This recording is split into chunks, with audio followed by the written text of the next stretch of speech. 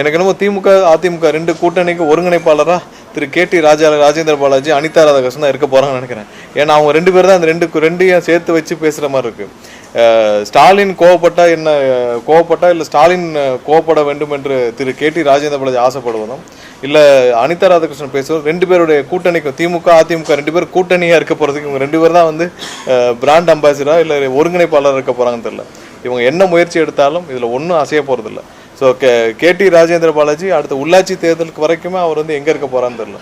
இங்கே சவுத்தில் வந்து அதிமுக எங்கேயுமே வந்து கிளை கழகம் வரை அதிமுகன்ற கட்சியே இல்லாமல் தான் இருக்குது.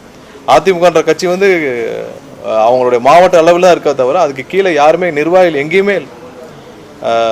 தென் மாநிலங்களில் எங்கேயுமே தென் மாவட்டங்களில் எங்கேயுமே இல்லை. ஸோ அந்த சூழ்நிலை தான் இருக்குது. வேறு எங்கேயுமே உங்களுக்கு கட்சியில் என்ன செய்யணும்னு தெரியாமல் ஒவ்வொரு முன்னாள் அமைச்சர்களும் ஒவ்வொரு மேடையை போட்டு ஒரு 10 பேரை வச்சுக்கிட்டு என்ன பேசணும்னு தெரியாமல் ஒவ்வொருத்தரும் பேசிகிட்டு இருக்காங்க.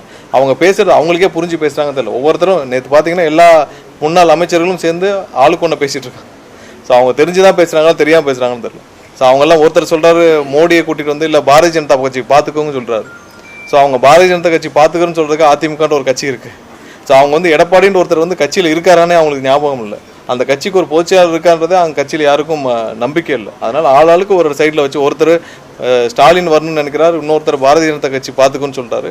அப்போ அதிமுகன்ற கட்சியில் இருக்காரா இல்லை அந்த கட்சிக்கு ஒரு பொதுச்செயலாளர் இருக்கான்றது அவங்க கட்சியில் இருக்கவங்களுக்கே தெரியாமல் தான் இருக்குது.